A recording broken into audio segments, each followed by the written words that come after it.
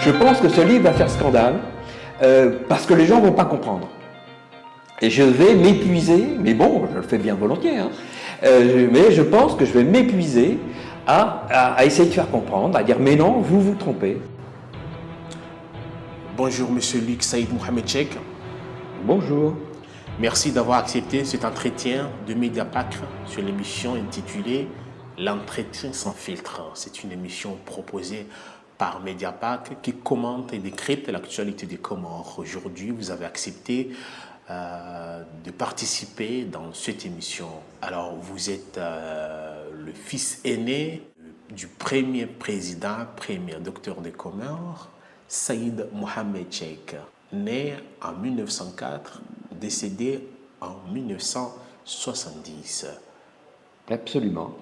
Le président Saïd Mohamed Cheikh, qui en fait a été le premier médecin, premier député et premier président des Comores, a eu 6 enfants de 4 femmes différentes. L'aînée, en fait, est une fille qui s'appelle Kalatoum, qui vit toujours à Mitsamiouli, qui a eu 9 enfants. Et ensuite, c'est moi. Et j'ai une sœur, donc même père, même mère. Ensuite, c'est Mahmoud. Et enfin, il a épousé une femme d'Anjouan, la famille Prince, duquel il a eu 2 enfants, Dalila et Ousni. Dalila vit actuellement à La Réunion et Ousni vit en région parisienne et on se voit de temps en temps. D'accord. Vous êtes né en France Alors moi, je suis né en France. Oui. Et j'ai fait toute ma carrière en France. J'ai fait des études d'ingénieur. Et pour être franc, dans ces études d'ingénieur, il y a donc une quarantaine d'années, je l'ai fait sous le nom de ma mère, qui était Faketi, parce que Saïd Mohamed Cheikh, c'était assez difficile. Même à l'époque, en étant ingénieur, il y avait des dissensions assez catastrophiques. Ok. Comment ça a été difficile avec votre père, Saïd Mohamed Cheikh, justement? Oh, on s'est très peu connus. Oui. On s'est très peu connus, donc c'était pas ni facile ni difficile. Ma mère est morte quand j'étais très jeune, quand j'avais 7 ans, et mon père est mort 10 ans plus tard, et je l'ai très peu connu, donc il n'y a pas eu de dissension, c'est pas possible. On peut dire que la culture comorienne, vous ne la maîtrisez pas très bien, comme vous ne l'avez pas vécu aux côtés de votre père. Alors, mon seul regret, Ouais. c'est de ne pas parler comorien. Je ne parle pas malheureusement comorien. Pour l'anecdote, j'ai travaillé pendant quelques années, j'ai fait des recherches à l'INALCO en tant que chercheur, et j'avais un compatriote qui s'appelle Chamanga, écrivain, auditeur, voilà. Voilà, et qui était professeur de comorien à l'INALCO. Oui. Et donc j'ai suivi son cours de comorien à l'INALCO, mais Chamanga est un amoureux de la grammaire. Et donc je connais beaucoup mieux la grammaire comorienne que le langage comorien. Il faudrait que j'aille un mois ou plusieurs mois dans ma famille pour que je me mette enfin à parler comorien. Mais je reconnais que c'est un de mes grands regrets dans ma vie. Vous avez un grand regret, apparemment. On voit que vous vous intéressez à cette culture tout en regardant ce bonnet plus célèbre comore, le kofia. Alors, je me suis intéressé à la culture comorienne d'une manière universitaire. Oui. C'est-à-dire que, évidemment, les gens me sollicitent pour avoir des témoignages sur mon père, sur sa politique, plus difficilement sur sa vie privée, sur le rapport qu'il avait avec les femmes, par exemple. Oui. Et le premier qui s'est intéressé à mon père, c'est Mahmoud Ibrahim, qui est un historien. Historien qui réside actuellement à Mayotte. Qui réside actuellement à Mayotte, avec lequel j'ai travaillé. Et sur son premier livre sur mon père, on a collaboré ensemble. Et je peux dire que c'est un bon... Comment je sais que c'est un bon historien? Parce qu'on a vécu des interviews ensemble. J'ai été voir avec lui, on a été ensemble, interviewer longuement un ami à moi. J'avais fait mes études avec son neveu, un monsieur qui s'appelle Rabé Mamanjara. Oui. qui est malgache, qui avait très bien connu mon père. Oui. Et Mahmoud Ibrahim relate nos conversations totalement informelles dans son livre, et il le raconte mieux que moi je ne pourrais le faire. C'est en ça que c'est un excellent historien. Sur la partie humaine, alors lui s'est beaucoup intéressé par exemple à la partie politique, mais sur la partie humaine, à mon humble avis, ça laisse un peu à désirer. Ok. Monsieur Luc, Saïd Mohamed Cheikh, comme on a déjà rentré sur une question politique, votre père, Saïd Mohamed Cheikh, a été le premier président des Comores, c'était pendant l'autonomie interne. C'est là où on a transféré la capitale des Comores vers Moroni, oui, de Dzaoudzi à Moroni. Bon. Donc, dans ce cas-là, beaucoup commentent que c'était le déclenchement de la crise de Mayotte. Alors, comment peut-on dire tout ça? Alors ça, je peux vous expliquer assez facilement. Oui. Dans le livre de Mahmoud Ibrahim, il l'explique très bien, et encore une fois, c'est un historien, avec les traditions de l'histoire. Oui. Je me réfère plus à lui qu'à moi, parce que lui a vraiment fait des recherches, et il explique extrêmement bien que le pouvoir, c'était un pouvoir colonial. C'est-à-dire que Saïd Mohamed Cheikh n'a pas eu son mot à dire. Lisez son livre. L'autonomie interne. Oui, mais il n'avait pas le pouvoir de transférer. Je crois que sur ce chapitre, sur cet épisode-là, mon père n'a pas eu beaucoup à dire. Donc c'était une décision de la France. C'était une décision de la France sur laquelle il n'a pas eu beaucoup à dire. Il y a eu un second livre qui est assez récent que j'ai des contacts avec elle. Alors le nom m'échappe à l'instant. Qui elle a fait un livre sur Mayotte. Oui. Et c'est aussi une historienne que j'ai contactée. On n'a pas encore eu le temps d'échanger. Et elle explique très bien dans son livre. Et elle dit à Mayotte, les rumeurs disent que. Voilà. Donc elle ne contredit pas le fait que le président Saïd Mohamed Cheikh n'avait absolument rien à faire avec ça. Oui. Et on va se voir parce que c'est ce que je vais lui dire. Dit, vous auriez dû, en tant qu'historien, expliquer qu'il n'avait rien à voir avec ça. Alors on peut dire que c'était le but de détacher Mayotte avec les autres îles. Alors. J'ai aussi été en contact avec un autre historien qui s'appelle Ankili. Oui. Il s'appelle Ankili, avec lequel j'ai de bons contacts, et qui lui m'a donné d'ailleurs des contacts ici à Marseille. Oui. Et Ankili, lui, a travaillé sur le président qui est venu après Abdallah. Et il a été très surpris dans nos discussions, quand je lui ai dit que, à titre personnel, mais à chaque fois que je rencontre des Comoriens, je leur dis, moi je ne fais pas de politique. Non seulement je ne fais pas de politique, mais en plus je déteste la politique. Oui. Mais je reconnais que le président Saïd Mohamed Cheikh a fait des erreurs sur Mayotte. Ça c'est sûr, mais pas celles que vous avez citées, pas le transfert. Mais en méprisant, il ne faut jamais mépriser les gens de mon point de vue. Donc c'est plutôt Cheikh à mépriser moi, oui, je le crois. Et ça a créé une haine, justement. Oui. Il ne faut jamais humilier les gens, ça je crois que c'est une énorme erreur. Et je crois que c'est les événements, l'insurrection de 68 qui a été réprimée. Là, je crois que c'est une erreur. Ça, et quand la France a décidé de transférer la capitale vers Moroni, Saïd Mohamed Cheikh n'a rien dit, n'a rien opposé. Alors, en tant que député, en tant que... Ce que je peux expliquer aux gens, c'est de lire les ouvrages des historiens qui expliquent bien. Par exemple, ils expliquent qu'il n'y avait plus de place à Dzaoudzi. Voilà. C'est aussi simple que ça. Mais moi-même, qui ai fait des films, etc., et qui me suis beaucoup intéressé aux rumeurs, et qui me suis beaucoup intéressé aux mythes, les mythes, c'est-à-dire l'histoire, les petites histoires qu'on raconte. Alors évidemment, c'est beaucoup plus facile de raconter une histoire en ayant un bouc émissaire, dire le président Saïd Mohamed Cheikh est responsable, plutôt que d'essayer de voir s'il y avait de la place ou pas. Vous voyez, quand on essaye de décomposer les choses à travers les livres des historiens, c'est pas moi qui parle, ce sont les historiens. Mais les historiens, encore une fois, Ankili, Ibrahim et cette dame qui vient d'écrire un livre sur Mayotte, Mahmoud Ibrahim est un opposant politique à mon père. Il est assez dur sur la politique qu'a suivi mon père. Moi, comme je ne m'occupe pas de politique, je ne je veux bien croire à ce qu'il raconte. Ok, Monsieur Luc, vous êtes ingénieur, prof de maths, vous avez fait des études sur les écoles d'ingénieurs, Oui. vous avez enseigné aux États-Unis et Oui. actuellement vous travaillez sur un livre, un prochain livre qui s'intitule Le Monde d'Allah. Pourquoi cet ouvrage est-il important, Monsieur Luc?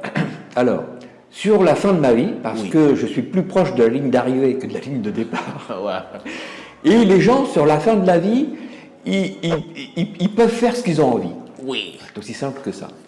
Du côté de ma mère, je suis d'une famille de photographes. Ma mère était photographe, Faketi. Mon oncle était photographe. Mon grand-père était photographe. Et moi-même, j'ai fait beaucoup de photos dans ma vie.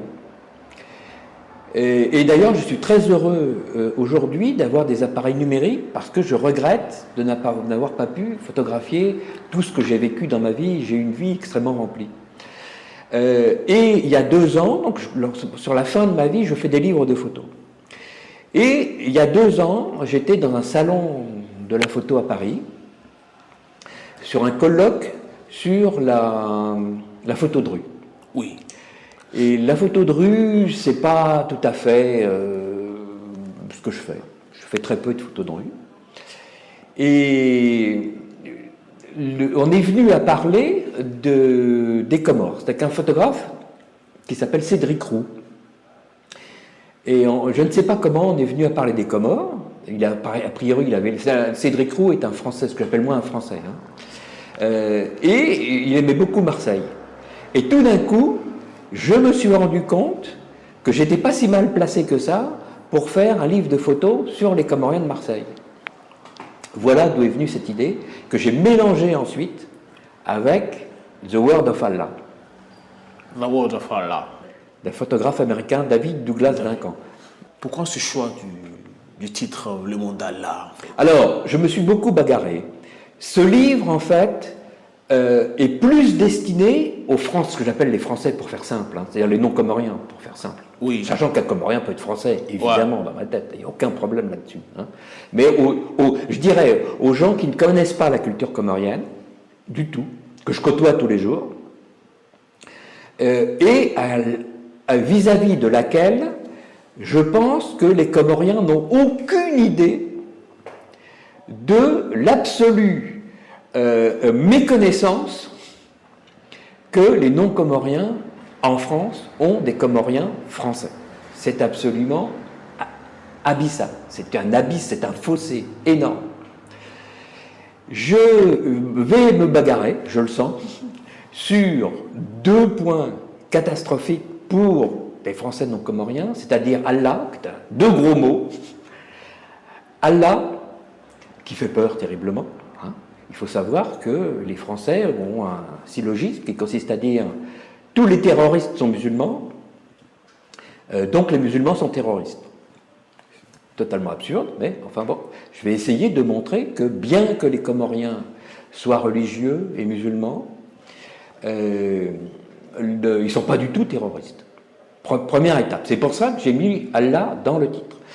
Et la seconde partie, ça va consister à expliquer ce qu'est la culture comorienne, qui est basée sur un islam, ce que j'appelle moi un islam extrêmement doux, qui est basé sur la musique, qui est basé sur le bonheur de vivre, sur la joie de vivre, sur la musique. Voilà ce que je vais expliquer, que je vais tenter d'expliquer à des non-comoriens de culture non français, mais non comorienne, de culture non comorienne. Ok. Qui est une culture extrêmement riche, la culture comorienne. J'ai lu très rapidement, vous dites que les Comores a une particularité de l'islam. Pourquoi? Alors, là encore, je me suis basé sur des livres, Oui. sur des gens qui ont beaucoup réfléchi. Oui. Et un ancien ministre, d'ailleurs, qui s'appelle Sultan Chouzour, Qui a été ambassadeur ici. qui a été ambassadeur des Comores, en France. lui a fait sa thèse à l'INALCO, que Oui. j'ai pu retrouver quand j'ai travaillé à l'INALCO, cette thèse qui est très connue, qui s'appelle Le pouvoir de l'honneur.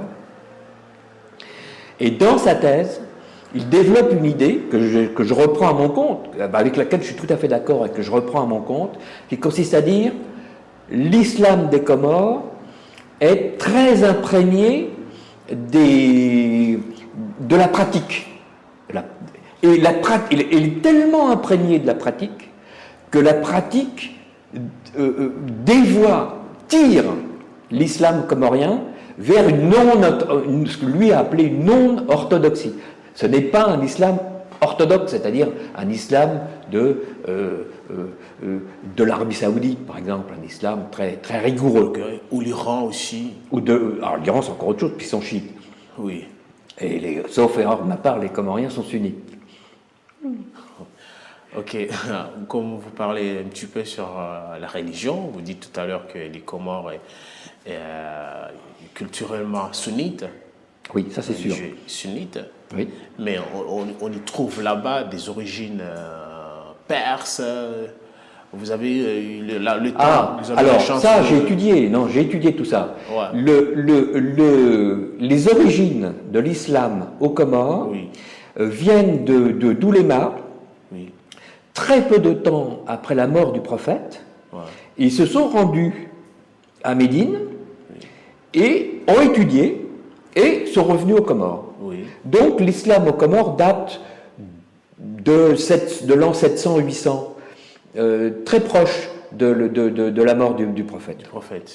C'est de là que ça vient. Hein. Et encore une fois, je suis entièrement d'accord, parce que moi je le vois, je le pratique, je me comprends. Oui.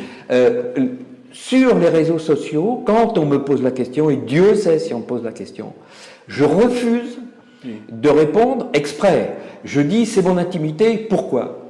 Parce que je refuse qu'on me jette à la figure soit l'islam, soit la chrétienté, etc., etc. Moi, j'étudie, je suis un homme de livres, j'étudie dans les livres.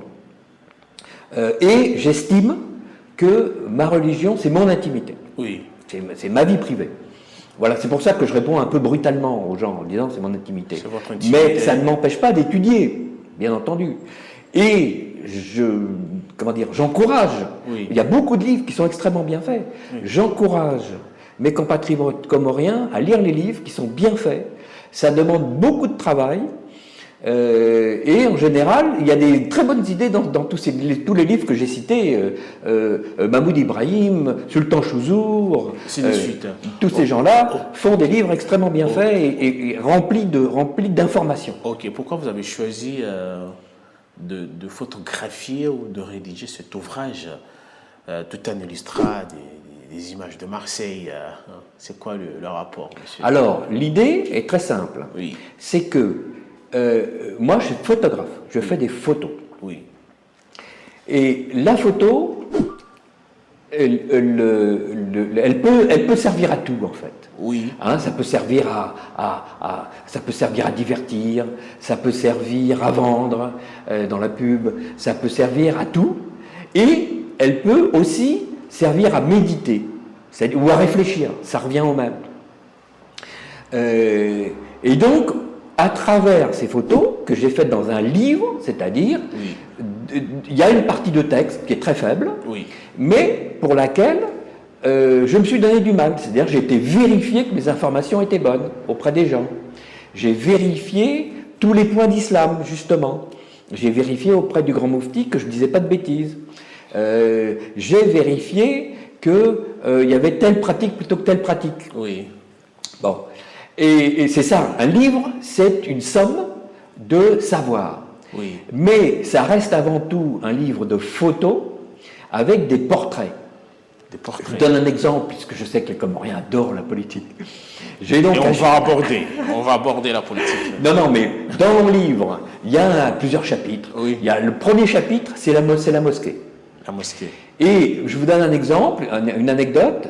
Dans ce livre, il y a un chapitre politique. Oui. Où j'ai fait donc le hasard des rencontres, parce que je le fais aussi, ce sont des rencontres, et au hasard. Et le hasard a fait que dans le chapitre politique de mon livre, les 4 portraits sont 4 portraits de femmes. Il n'y a que des femmes. 4 femmes comoriennes, évidemment. Et là, je vois aussi une image qui illustre les manifestations qui se déroulent tous les dimanches ici à Marseille. Là, je vois une marche. Pourquoi ce choix de cette image des Marseillais, des Comoriens qui défilent Alors, pour contester parce le régime? Oui. parce que j'ai voulu montrer, Oui, d'abord qu'ils manifestaient. oui, Donc manifester, ça veut dire que c'est un rassemblement. Les gens se rassemblent. oui, Vous voyez, c'est pas. Et pourquoi les gouvernements, quels qu'ils soient, ont peur des rassemblements? Parce que ça fait une force. et ça n'a jamais été ici, hein, dans les années précédentes, ce genre de manifestation, M. Luc. Comment peut-on commenter ça? Alors, ça, j'ai une réponse très simple Oui. à votre question. Ce livre, c'est un livre de hasard. De hasard. Oui. Hein.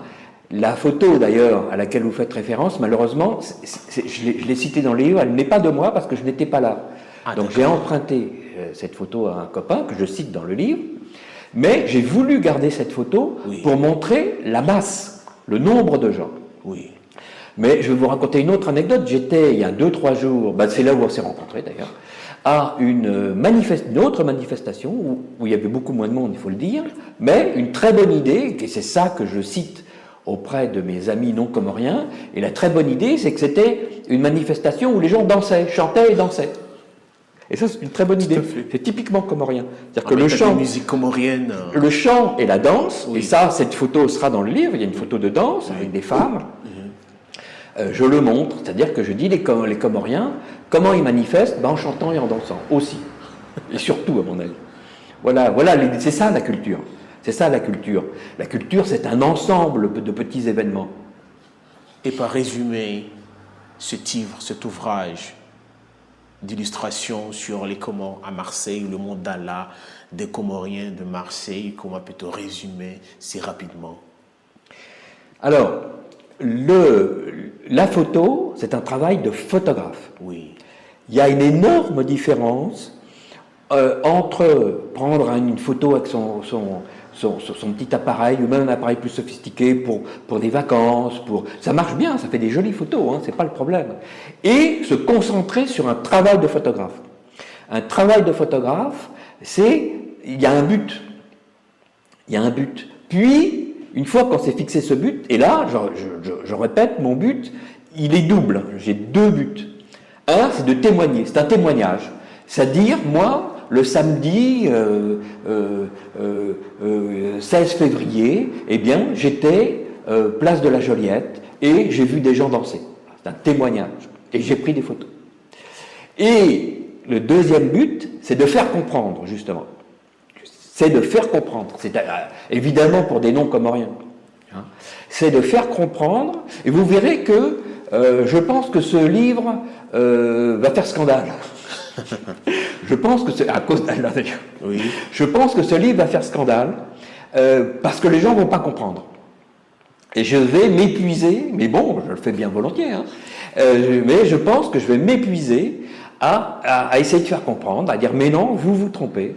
Il y a des gens là, à Marseille, à tel endroit, dans le quartier de la Belle de Mai, et ça se passe très bien, place de la Joliette, et ça se passe très bien, ils vont à la mosquée, et ça se passe très bien, ils fêtent l'Aïd, et ça se passe très bien, etc. etc. Ok, avant de terminer cette émission, revenons un petit peu du début de cette émission, comme on parlait de votre père, qui était le premier médecin, premier député, premier président des Comores. C'est lui qui a tracé, je pense, la ligne politique des Comores. Plusieurs hommes politiques qui ont gouverné les Comores ont passé aux côtés de votre père. Et nous savons la situation des Comores actuelle. Comment peut-on expliquer cela, le fait que votre père était le premier président des Comores, alors que la situation des Comores est très délicate? Alors ça, je peux vous répondre assez facilement. Je vais vous expliquer. D'abord, je ne prendrai pas parti, hein, encore une fois, parce que je ne fais pas de politique. Oui. Ce que je défends, je suis invité tout le temps dans des colloques, encore une fois, parce que les gens, dans ces colloques, justement, Oui. reprennent des idées du passé en disant est-ce qu'il a vraiment déplacé la capitale, est-ce qu'il a fait ci, est-ce qu'il a fait ça. Oui. Et moi, je dis l'inverse. Je dis, mais dans une pipe, mon père est mort il y a près de 50 ans. C'est beaucoup, il est mort en 70. 1970. Oui. Mais 30, 40, 40, 49 ans, 50 ans, grosso modo. Et j'ai fait un film il y a une quinzaine d'années sur mon père. Et pareil, j'ai interviewé des témoins qui sont morts aujourd'hui d'ailleurs. Hein. Je vous les passer, vous pourrez Comme le l'utiliser. président Said Mohamed Johar. Voilà, par exemple, entre autres. Et j'ai intitulé mon film Un mythe comorien. C'est-à-dire, je dis aux gens, faites l'inverse. Au lieu de dire, je reconnais que je suis le premier évidemment à reconnaître des erreurs, s'il y a eu des erreurs, je suis le premier à reconnaître s'il y a eu des erreurs. Mais je dis, c'est pas le problème. Ce n'est pas le problème. Le problème, c'est un mythe, c'est une histoire. Cette histoire peut être vraie ou fausse, ça, c'est pas le problème. Ça, c'est pas le problème. Un mythe, c'est une histoire, en sociologie, une histoire qui rassemble, qui agrège. Hein. Je dis, au lieu de vous bagarrer entre les gars de Fomboni et les gars de Mitsamiuli, on s'en fout. Ce qui est intéressant, c'est, j'ai remarqué, par exemple, et quand je serai interviewé par des non-comoriens qui vont me tomber dessus, et j'irai avec mon kofir, ça les fera rigoler, comment dire, je leur dirais que malheureusement, ces Comoriens ont des défauts aussi, hélas. C'est-à-dire Oui. qu'ils se bagarrent, ils se divisent. Quels sont ces défauts? Ils se divisent entre villages. Oui. Alors qu'ils devraient s'unir. Ouais. Ils devraient s'unir. Pas uniquement les villages, mais aussi les îles. Ça, c'est encore un autre problème. Ouais. Donc ça, c'est encore un autre problème. Oui. Il y a un problème spécifique à lui. Je vais vous donner un autre exemple, parce que je vais voir comme je connais les deux cultures, et je connais ce qu'on appelle les codes. Les codes. Je vais vous donner un code très important pour les Comoriens de Marseille. Moi, je vais faire ce livre, c'est assez facile pour moi, c'est mon 3e livre. Oui. Mon premier livre, je vous donne un exemple, c'était sur Venise. Et comme m'a dit un de mes préfaciers, Venise, ça marche toujours, ça se vend très bien, ce qui était le cas. Non. Mon second a été fait sur mes photos que j'avais fait de Radio France il y a 30-40 ans.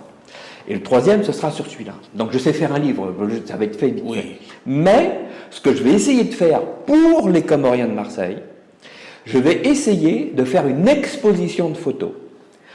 Pourquoi? Au MUSEM. Pourquoi?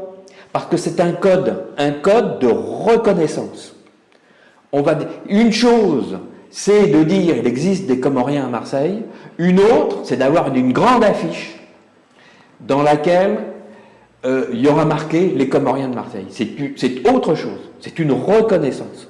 On va dire les Comoriens de Marseille sont de Marseille. De Marseille.